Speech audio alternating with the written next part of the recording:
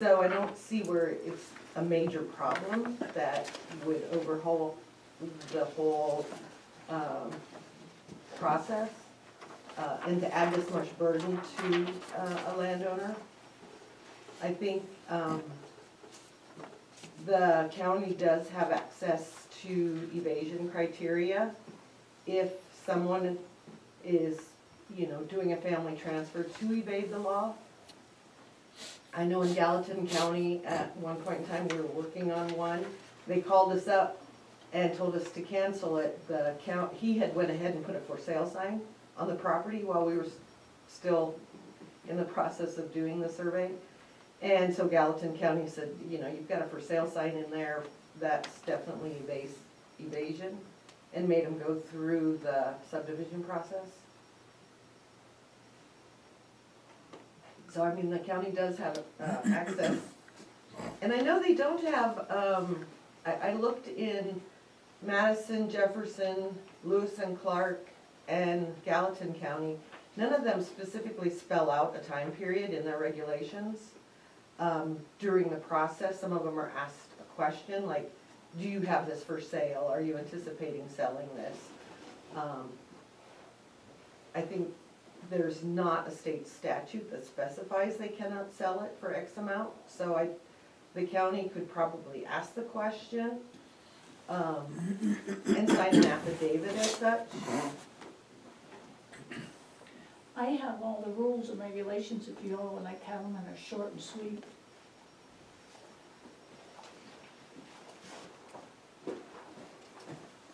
I didn't get to the specs, rules.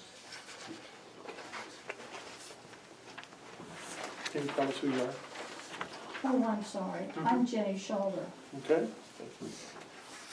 and I'll go over each of these real short and sweet for you. Thank you.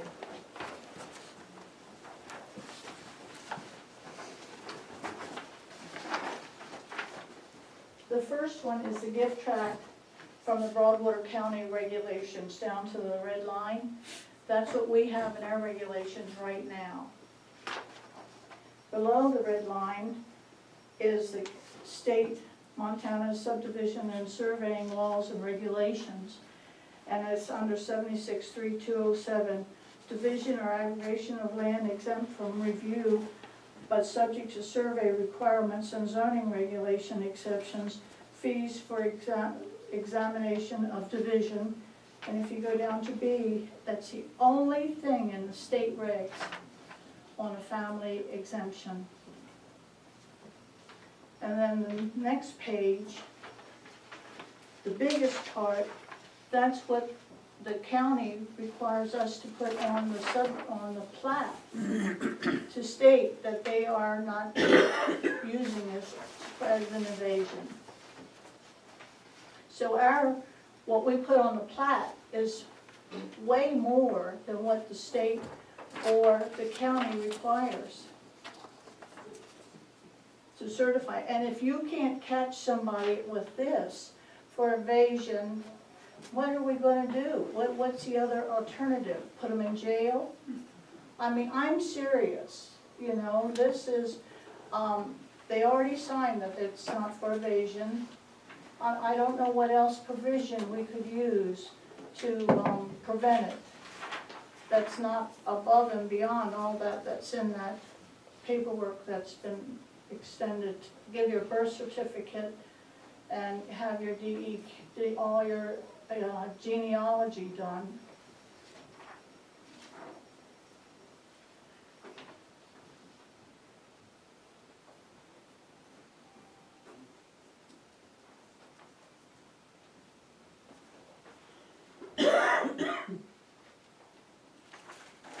If I may, Mr. Chairman, Nicole, can you give us this didn't come out of a vacuum, can you give us a short synopsis of why this was brought forward in the first place, why it was a concern in the first place? Yes, we have had a few family transfers in the past where I don't want to say it was evident, but it was likely that they were transferring these to evade subdivision. For the commissioners, the law to allow you to declare evasion on a COS is quite vague, and it's vague for a reason, so that each county has the ability to determine what they think evasion is. There's a possibility that some family transfers would be coming in the future with the potential for sale. So we've been having this discussion. I've been discussing it with the commissioners for several years now, that maybe we should put a timeline on the sale of family transfers. So in reading this on the second page, I mean, and I think this kind of speaks to what we're talking about, it says, therefore this division of land is exempt from the review of as a subdivision pursuant to the section 76.3207. So there, I mean, that's telling you right there that it's exempt from subdivision review, right? Correct, that's correct. So I guess what I understand from the problems we've had in the past is when it's exempt from that, now road standards is an issue, right? Yes, it's an issue. Fire Yeah. protection Yeah. is an issue. Fire protection. The neighborhood, and I realize this doesn't fix that, this doesn't mitigate that. Right. And so we're not saying that the folks would not have the option or opportunity to sell them. They would simply have to go through the subdivision process, But if their intention Through- was to create a parcel to sell. If it went through the subdivision process, then all those issues would be addressed, right? That's correct. And I think that's what we're trying to correct. Right.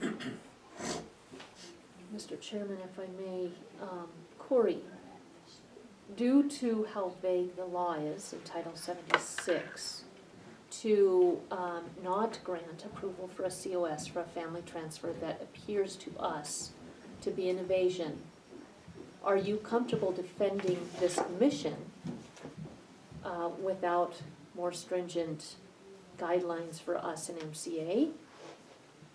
What we're trying to do is put together some language so that we have something to go by. What is your thought as a county attorney? I think it's always gonna come down to the facts of that individual case. So if we have, and I don't know who the concern is, if there's somebody though that is preparing family transfers and there's concern that they're gonna transfer and then immediately sell, I mean, it's, with a little bit of research, you can go, hey, this appears to us that you are evading subdivision review because you're doing the transfers to, I mean, the whole idea behind this obviously is if you do a family transfer, you're going to transfer a parcel of land that's suitable for a family, right? Someone's kid or whatever, and they're gonna have both access, they're gonna have the ability to, it's gonna be big enough for a septic system and all those things. So that in itself doesn't mean that they're trying to evade subdivision review, but if the circumstances are that they transfer and then boom, they turn around and sell it, then I think that's where you would say, well, this looks to us like you're trying to evade it. And then what's the mechanism of how you enforce that? Well, it's almost like that horse has already left the barn, so you've got to deal with the next one. So if that same person then comes back and wants to do a family transfer on another piece of land, and it comes here for you to approve the certificate of survey, then you'd have to say, if you felt that that's what they were doing, for these reasons, we're not approving this because it appears to us you're trying to evade the subdivision laws, you need to go through what would likely be a minor subdivision review. I think, and I talked to the attorney in Lewis and Clark County, this form is from them, this is how they use it. Of course, they're dealing with a larger volume than we are. His point to me was, how do you enforce the 2-year rule even on this?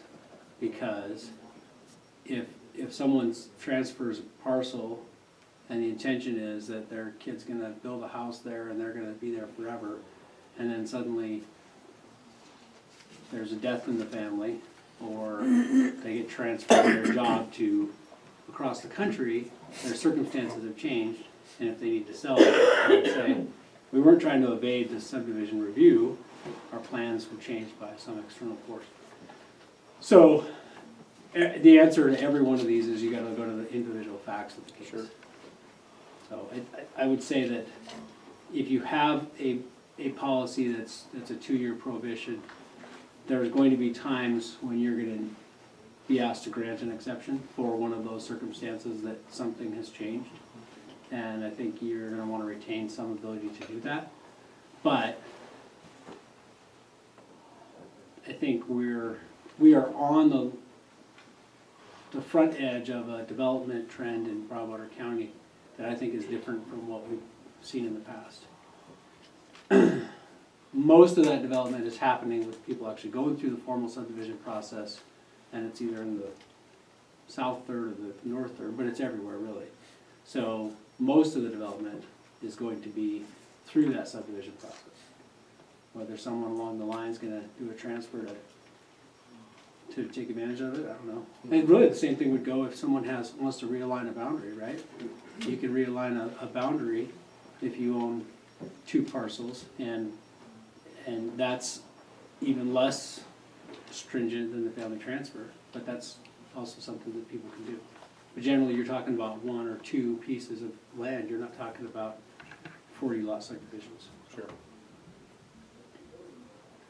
And I think a lot of times from what I've been seeing happen is that it doesn't show up until it's the second owner Correct. that wants to sell his property, and then Yeah. now we have this issue. I mean, this is certainly gonna provide you more information than you've ever had about family transfers. That's would you agree with that, Nicole? I mean, Absolutely. Before, you basically got, here's a certificate of survey, it's for a family member, and you're like, okay, off we go. But, I don't know, have you, without naming names, have you seen anyone in the past that was potentially doing it to evade subdivision review? Yes. What's the percentage of that happen? You know, I don't know. I couldn't say off the top of my head. what the Like I said, percentage would be. I came across 3 in the last 6 years out of 25 that were transferred within 6 months. And I could, by just knowing what I know in my line of work, I could specifically say that I know at least 2 of them were evasion. Okay. That they were created because they had a buyer that had been filed. Okay. Can they not file it if they suspect that it is an evasion, that Ann would not file the deed? Yeah, so the issue is that, what Commissioner Obert's point is that the statutory language is very minimal. So it just says if, basically, you're looking for, is this being used to evade the subdivision review process? And, if you look at case law, I don't even know if there are any cases on this specifically, but the whole, what you look at to determine if they're evading subdivision review, it's, like I said, you go to the facts of the individual case. So most likely, it's gonna be after one already happens, that then you look at that person, if they do a subsequent one on another piece of property with another family owner, then you kinda go, well, what are you up to here? I think specifically too, if per se a family transfer is being done and it's already sitting in a title company waiting to be completed, that would be. That'd be pretty good evidence. Pretty good evidence. Yeah. Exactly. Yeah. And I feel we need to look at the other side of this, the positive side, and not just the negative side, at all of the good it has done for the people of this county that have done family transfers for legitimate reasons. And I think they're being penalized. Well, the other thing is even if someone waits for 2 years, that they still might be doing it to evade subdivision review. They may go, okay, I'm gonna retire in 5 years. When that happens, we're gonna sell this half of the or this piece of property. So I'm gonna go ahead and do a family transfer now to, however they're gonna do that, figure out who they're gonna transfer it to. And then they're essentially doing that, but they're just planning farther ahead. Sure. So, And I don't think we're gonna stop folks that Yeah. wanna do that. I mean, yeah. The idea is just to make them, aware of.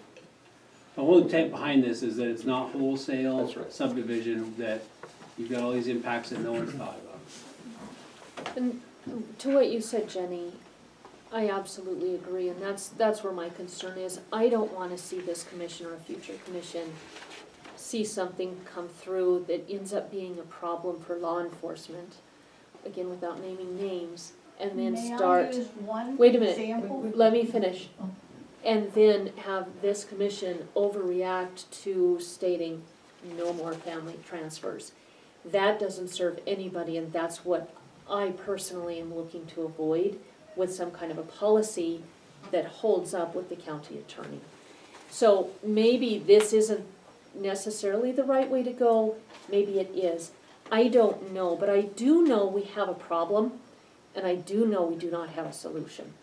And I know of 2 potential problems coming up the pike.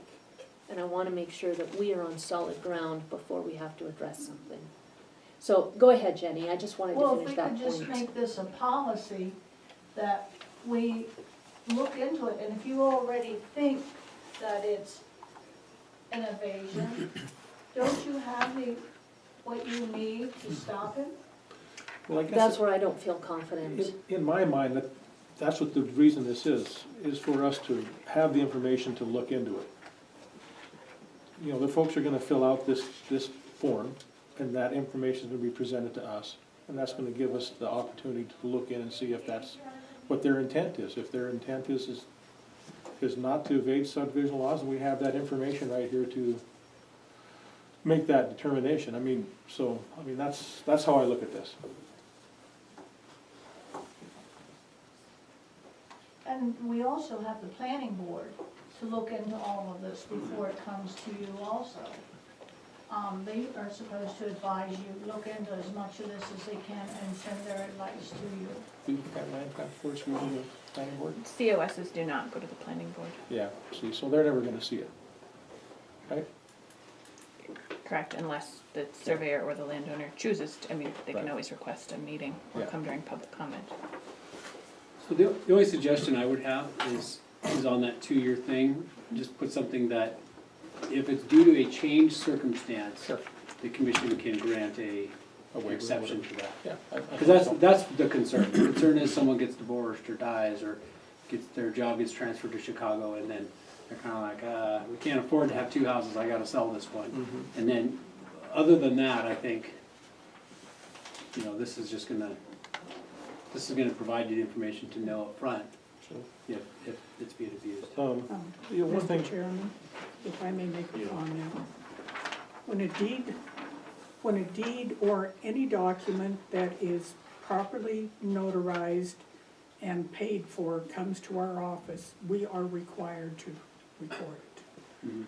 So we don't have the luxury of saying, oh, wait, I've gotta go back and check all these family transfers and see if you've kept that for 2 years. We don't have the luxury of that, so you need to keep that in mind as well. Can I ask a question? For a certificate of survey, does the commission have to approve it before it's recorded in your office? Yes, It does, okay. yeah. Right, because they all, even, the COSs, even though they are exempt from review, are still brought before the commission and they agree to the exemption, and so they sign the COS before it comes to us. one thing that I think could maybe make this a little less burdensome is, under D where it asks relationship of the landowner, and it's asking for birth certificates, marriage licenses and all that. On the very last page, it's, under penalty of perjury and, that you say that this is all untrue. I think we just, maybe we could just include, where they, here it's just saying the accompanying sketch and draft a certificate survey of the proposed subdivision land, to best of our knowledge and belief is true and correct. Maybe something there that all the information contained in here is true and correct as well. That way, they're saying that is true. If we find out later that it's not, then it's not. I'm just saying, make it a little less burdensome for them, not to have to defy that. Yeah. Because it's there, they would state there and sign, and it'll be notarized that They're saying that the information is correct. Okay. Does that make sense? I agree with you. I think if we can streamline this and make it easier, but still collect the information we Yeah. need. Yeah, and they'll be able to put all that information right there Yep. on the first page. Yes, Bernadette? I would like to also just suggest that there is, and I don't know what the MCA code is, but if a landowner signs, which we do have a new form that we've been bringing forward, that the landowner specifies that they're doing a family transfer and for what purpose. And they sign that as an affidavit. And then we bring that to you during the process, which you also sign for them, in order for them to file the certificate of survey. There is an MCA code, and I'm not sure exactly what it is, but it does give the county authority to penalize them with, I think it's $100 to $500 fine and up to a year in jail if they perjury on that information. So per se, they go through this process that they're doing it for their daughter, you know, and then they turn around and find out it's already in a title company to be sold. That would definitely be perjury on that paperwork, and the county could prosecute them. Am I correct? I think it's, yeah, false statement or something Yeah, like that. there's, and I know other counties, that's how they've handled that also. That, you know, they can fall back on that when they have them sign a document that they are creating it for a specific purpose and use. I will say also, other counties, just in the surveyor's loop, I think it was Beaverhead, what a common, so I mean, people, if they're gonna evade the law, they're going to evade somehow, figure a loophole. And I think someone from Beaverhead County said what has been happening, they come before the board, the commission, and say, could you lift this? It's in my name, we wanna build a house, or we need financing, the bank wants it in both names, so we need to transfer it to us both, or, you know, something. So they do that, they get a loan, then it's been lifted, so then they can sell the property to pay off their loan. You know, we just hearing that through the grapevine of another county. So, or they could create a parcel, say they have 10 acres, they wanna create 5 acres to sell. So they create 5 acres for their wife, and they sell the remainder. They just did it, but they didn't, you know, evade the law because they're keeping the family transfer. So I think the document that they sign as an affidavit of purpose is like one of the biggest things you guys can hold, at least to turn around and prosecute them on. And, you know, I'm not against a time period. My thing is I hate seeing the landowner burdened with a lot of documentation, where they have to hire someone else to perform, to fill out the documents.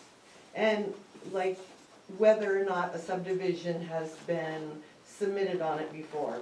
If it was a previous landowner, that's not public knowledge, so they would have no knowledge of that. But the planning office probably would, because it would have been submitted to the planning office. So I just think this document, even, you know, even though it's Lewis and Clark's, I think it asks a lot of questions that, to me, are of no use to a current landowner that probably would have no ideas. I just know if I was a general landowner and went through that, you know, to the best of your knowledge, I'd just say no, no, no, no, no. Because, you know, ignorance is bliss sometimes. Without doing, you know, going in and asking questions. And at this point, do you want to ask questions?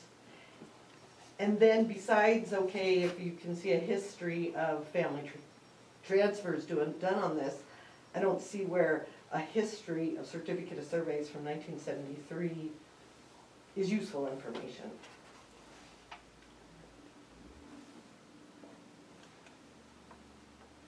Thank you. Thanks. And I will say the other counties, like I said, we do not fill these out. We just tell the landowner, you're on your own, you know, you need to hire someone to do that. How many other counties have some version of this for family transfers that you're aware of? Jefferson has a, Lewis and Clark and Gallatin, I guess, are the two that are the most specific, this detailed orientated. And I know in Gallatin County, these questions aren't on a form.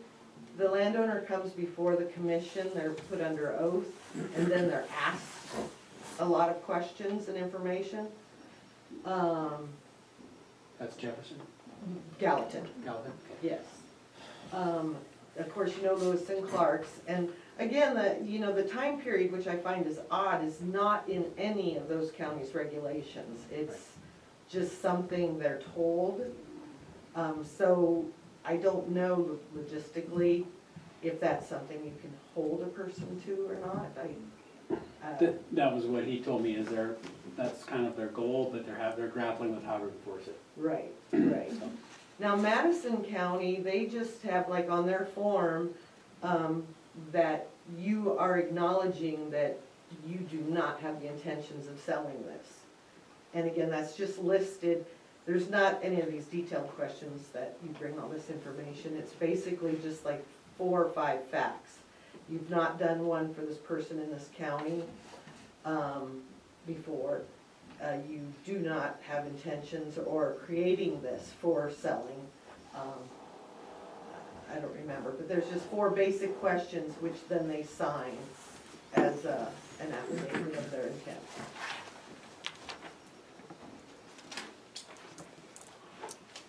In Jefferson County, again, before the commission, or they have to answer a question that on the paperwork that says, do you intend on selling this within 1 year? They have to say yes or no. The issue is that once this is transferred to the other family member, the person that transferred it now loses control. So the new owner is not bound by the intentions of the previous owner Right. that transferred it to him. That's part of the issue. Hopefully it would happen 2 years later. Yeah. And Jefferson County is 5 years.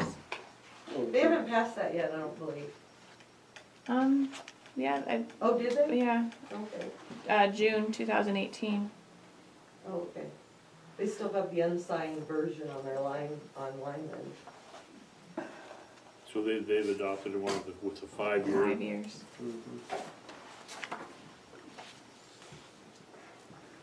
Jefferson County too is in a different predicament. They have a lot of area of their county that is, you cannot subdivide. It's zoned that you cannot do subdivisions in there. And so, yeah, Jefferson County is seeing a lot of abuse because people are buying those pieces of land and the only way of creating parcels is through family transfer because they're zoned where they cannot be subdivided. So I know they were going through, a different type of situation that people, that was their only means and they were definitely using it for evasion purposes. I think it's sad when you have to use an evasion to sell your piece of property. When you're paying taxes on it, paying payments on it, what have you, and we get the right to tell them what they can do with their piece of property. That's my question also, is where are my private property rights? If this is what the county's going to impose, where are my private rights? Well, Mr. Chairman, I hear Bernadette and Jenny, and my concern is, it remains, the law is vague on how we can determine if something is evasion. We don't necessarily know, and it's not brought to us, and we don't necessarily, I'm sorry, Go ahead. nothing to add? Go ahead. All right. So my concerns are still where they were but I hear Bernadette and Jenny and their comments. What I would maybe request is to ask Bernadette and Jenny to work with Nicole to come up with something that gives us the reassurance that we will have legal backing to use a very vague law should we sense that there is evasion afoot. I guess that's, I don't know where I'm at on this. I wanna protect our, so many good landowners, and they are by far the majority. Like Bernadette said, there's 3 out of 25 that were evasions, or suspected evasions. But we still have to protect the property rights of all our citizens, and that's where I'm coming at this from. So, that's my only comments, and perhaps question. I've been through a family land transfer, and none of my family members had any intention of selling ground. However, I will say that right now I know of probably 5 family land transfers that are nothing but subdivision evasion. There's a landowner in the south end of the county, and I don't know how much land he owns, but he owns land in 2 adjacent counties. Say he has 7 kids. So he gives each kid a 20-acre parcel in each county. Each one of those kids comes in and divides those lots. They do 5 lots, which is a minor, which is not subject to subdivision rules, to the most of all. So now you've got 14, 5, you've got 90 houses on a county road with residents that have not paid a dime, basically a developer who has not paid a dime to road improvements, and now you have 300 cars driving up and down that road. What about the people on the prior 5 miles of county road that now have to put up with that traffic? With no repercussions on the family land transfer people who created all the lots. And that's exactly what's gonna happen. So now you've got a county road that used to be a 2-track trail that's now basically a highway with absolutely no improvements paid for by that land developer. Are you asking me specifically? No, that's just what I'm saying. That's what's gonna happen. You said that they get a 20 and then do a minor subdivision? A minor subdivision definitely goes through the subdivision process for roads and engineering and all. For 5 lots? Oh, yes. But what's the repercussions of them? They're only paying, they're not paying, the subdivider never paid anything for it. It's only the people that do the 5 minors. The 5 lot minors would come through subdivision review. So what's that versus the major? The The environmental only assessment. thing different is a public hearing. All the other requirements, or an environmental assessment possibly. But they have to go through all the requirements of But they're subdivision. still evading a major subdivision. A minor isn't an evasion of a major. It's, You know, but what I'm saying is the family land transfers, before it led to the others, all evaded it. the county would actually see more money with all minors than a I'm not major. worried about the county seeing money. It's the other property owners that now have to put up with all that traffic without having any say. No, they would have say. I thought you said they didn't have a hearing. Well, they don't have a public hearing, but, Nicole, I guess you could answer these more on the difference between a minor and major. So the landowner could transfer these parcels, and those parcels could then be transferred, I think is where I hear you're going. Not necessarily through subdivision, but they could also do a family transfer. So let's say in your instance, you have the ability to transfer parcels to your children, spouse, parent. That would not go through subdivision review. Right. So they wouldn't pay into the This roads. would be a continuation of family transfers. And we upon have, family and we transfers. have seen that. Right. And not that this would necessarily stop that, and I guess to address Shirley Wilson's concern, if she did want to create parcels for sale, she absolutely could. This doesn't mean that you could not transfer to your children, and it also does not mean that you could not subdivide, if that was your intent, to create parcels to sell. I think what needs to be looked at here is how often, and maybe it is less frequently. I know that we all are aware of some that have been coming in because I've been in communication with each of you individually.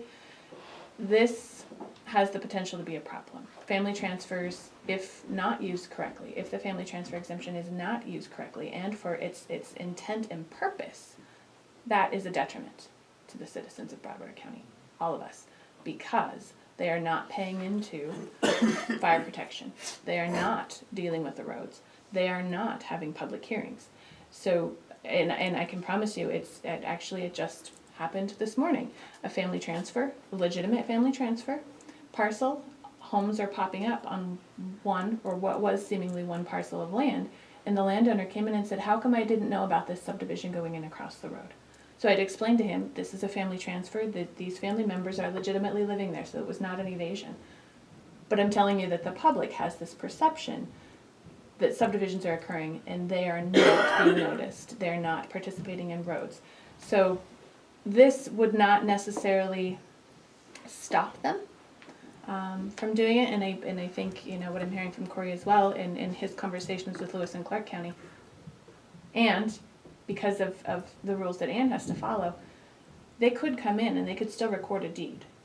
We would just hope that they would have morals enough to say, hey, you know what, I signed this affidavit saying that I will not sell these parcels for 2 years. And the reason for, the birth certificate on here, Broadwater County is growing, as we all know. Gone are the days of knowing everybody in this county.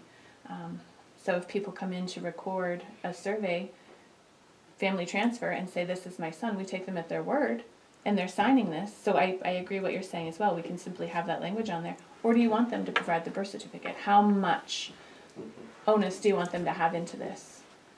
So for it to be cumbersome for someone, there's always another option, subdivision. No one is forcing them to do the family transfer. No one is forcing them to go through subdivision. This is a choice. I think that's the whole idea behind this document. I think it's pretty close to what we want. It's giving us that information, because we're still gonna have to make that decision on whether it's gonna be a family transfer. And if we have this information here before us, I think we can make a good decision. We can say yes or no.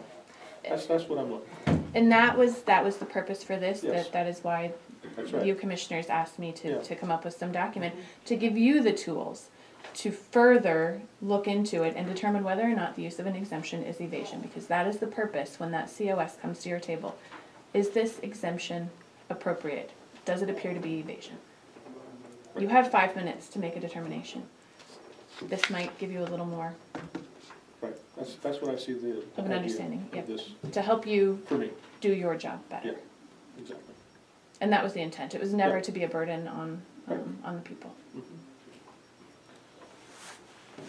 I think we're pretty close. I mean, I think a couple of small little tweaks there, add some of that language that Corey said, that, if there's a change of circumstances in the family, that the commission would, have the opportunity to grant them that allowance.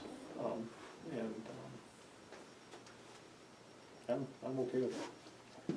Can I clarify one thing? So it's possible that what we really need is that from whoever's gonna receive the transfer, they're the ones that are gonna say, I'm not gonna sell it in 2 years.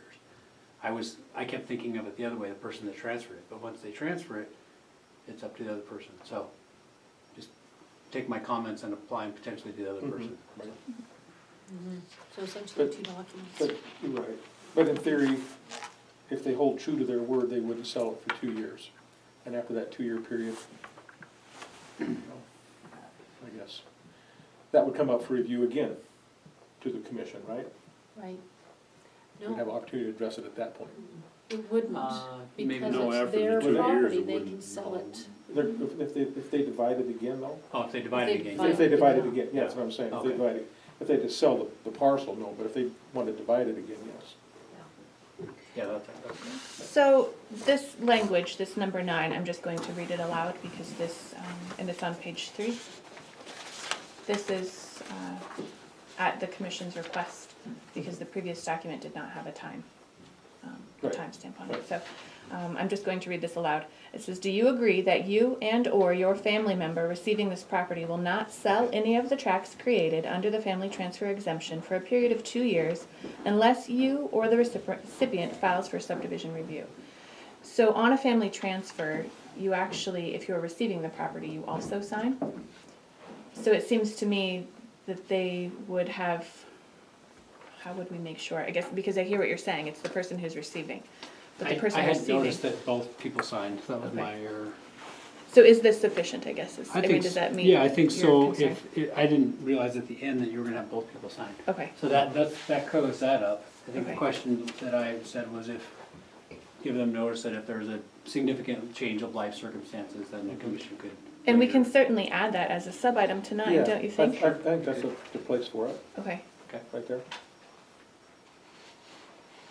and it would, the duty would be on them to come back to the commission and say, Just say, Okay. this happened. True. And then, the only other thing that I guess I'd like to see change possibly, what we discussed before, to streamline it for 'em, under the, I guess it's still, doesn't have a title, it's under penalties of perjury. Just add, I was thinking in the spot where it says, examine this affidavit and the information, comma, accompanying sketch, and all that other, that they're saying that the information that they provided previous to that is true and correct. and that's, I guess that's the way I'm interpreting this statement. Yeah. We declare, or we have examined this affidavit. Okay, this affidavit, is that saying that that is the information in the affidavit? That's how I'm hearing it, that this Okay. affidavit, but if I'm you just want me trying, to. I'm just trying to make it a little bit more clear, I don't know. Okay, Corey, you're the wordsmith, what do you think? Does it make a difference? Does affidavit cover it for you? Yeah. Okay, then don't worry about it. okay. And would you, sorry, Do we want to remove then the, under D, the requirement for birth certificate and marriage licenses? Because they've stated that the affidavit is true and correct. Question on that. Most people who do a family transfer, I guess that would be up to us to define, this is only going to a spouse, a child, or whoever is allowed, and ask that question in public, just like we do subdivisions, to make sure that's covered. Yep. If we don't have the birth certificate in marriage. Okay, I'd be good with that. Okay. Okay, and I do feel that this would give us that legal coverage we have. Should somebody challenge that we deny because of evasion, we can use this as our documentation as to why. And then that gives us the legal coverage that I think is important, Right. the assurance.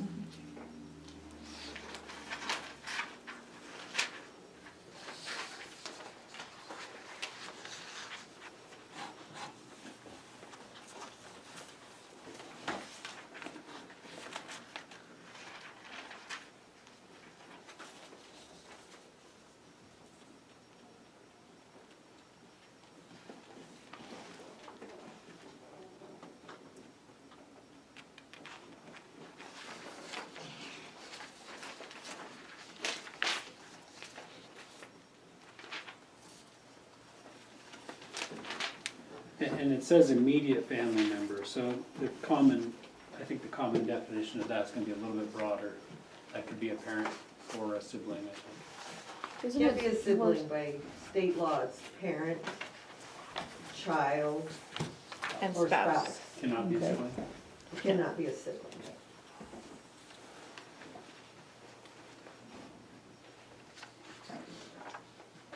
It's pretty specific. Yes, I think it was Attorney General's opinion.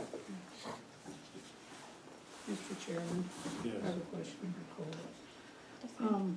Why 1973, going clear back that far? I'm just asking because if somebody bought property, say in 1990, and the legal is on the COS at that time, why do they have to go back to any other COS before?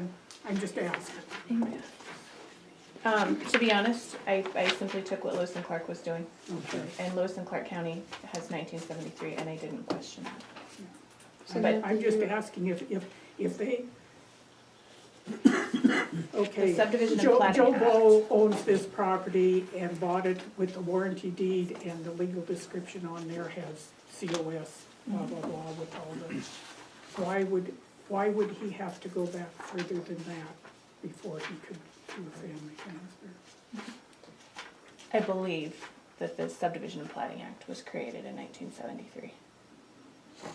Before that, I would have to do some research, I guess, Yeah, before I speak. I'm just asking, because if they've got a warranty deed proving that they own that property, why do they have to go back to whoever owned it before? I'm just asking. Yeah, that is when the first iteration of the modern subdivision and planning act was passed, was in the 73 legislature. Okay. And then also in 73 was the water use planning act that was passed. So had 72 constitution, and so there were a bunch of very big environmental and land use and water issues that were passed in that period of time.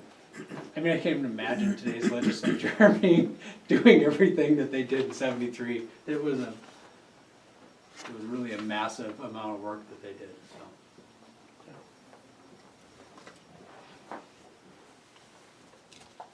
So do we want a motion to move forward with those changes, or do we want to readdress this next week again after the changes?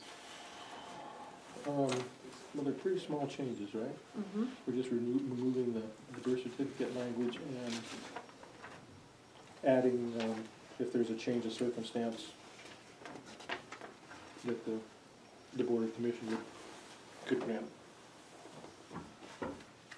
Yeah, What do we have any regulations on family land transfer right now? Does our regulations state that you need to have the birth certificate and marriage license involved right now? No. Yes to the first part of your question and no to the second part.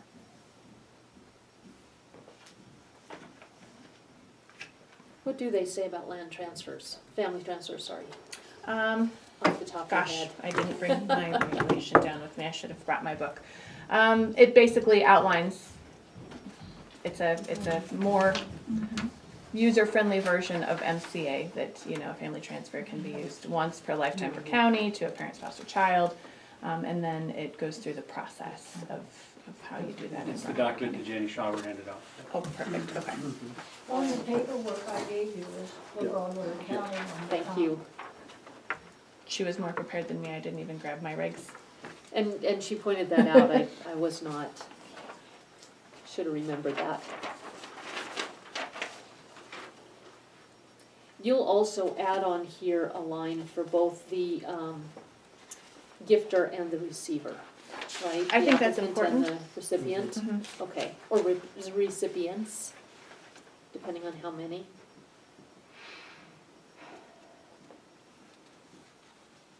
So what they have here, and what we've, again, just taken from this document, since we didn't have anything, this is why I went to Lewis and Clark County.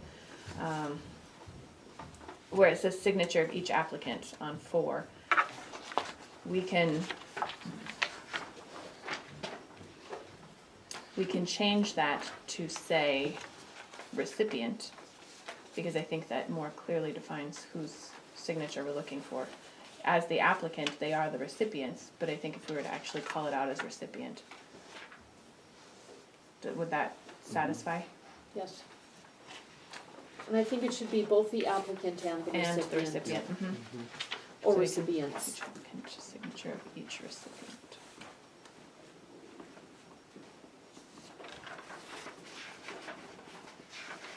Okay.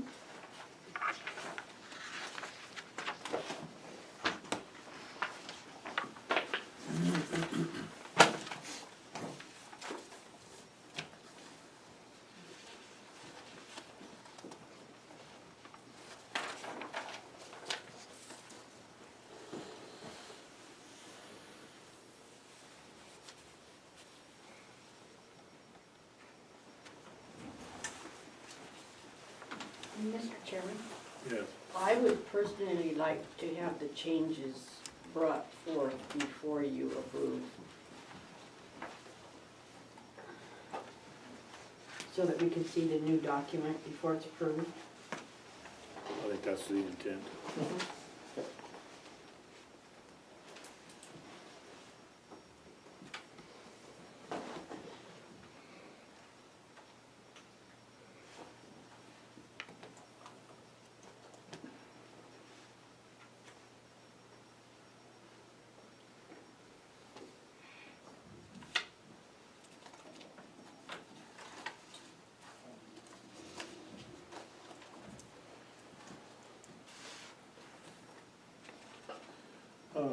Is that something you wanna, looks like we're gonna have, we got a lot of time, so you want something that Nicole will do in the meantime? And bring the document back to us before the end of our meeting? Is that something you could do, Nicole, quickly? Oh, yeah. Wouldn't take long, would Just it? in Word. Do you want me to tell you what I've changed Yes, on here, yep. the amendments, just so So that we we can be have- sure that we've got this All correct? understand, yeah? And Okay. I think it's worth noting too that this has been in the clerk recorder's office all week Sure. for everybody to review. So page 1, Okay. I'm striking, birth certificates and marriage license must be submitted with this application.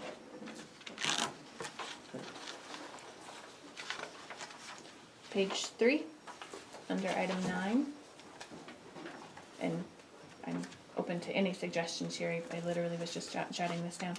So under 9, after the yes, no checkmark box, if your life circumstances change per a birth, death, divorce, illness, etc., you may request an amendment to the 2-year time period from the county commissioners. I'm good with that. I like that too. That was Corey's suggestion. I'm not going to take any credit for that. His brilliant words. Page 4. We will, I'll move this around a little just so it's a little more clear. So we'll have signature of each applicant, and I'll provide 4 signature lines there, and then I'll also do signature of each recipient, and 4 lines there. Just so we're very clear. And the reason for 4, that's just arbitrary. Can certainly Works. change that. Okay. Okay, I'm good with that. Maybe say exemption instead of amendment Okay. On the, on 9. may request an exemption to the 2-year time period from the county commissioners. Okay.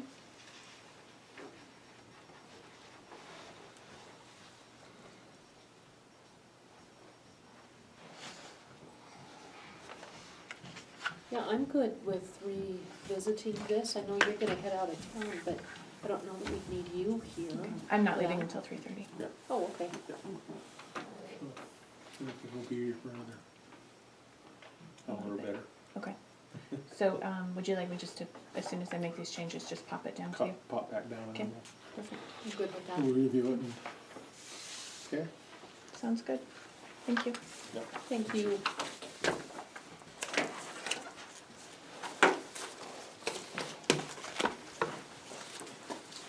Thanks, Glenn. Thanks.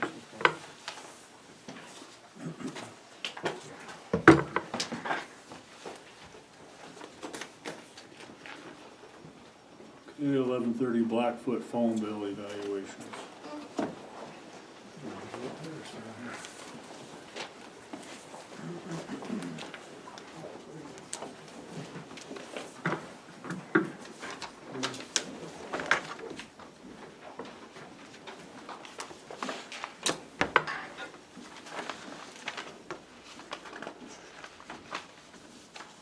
Got a copy of the spreadsheet that I created for you.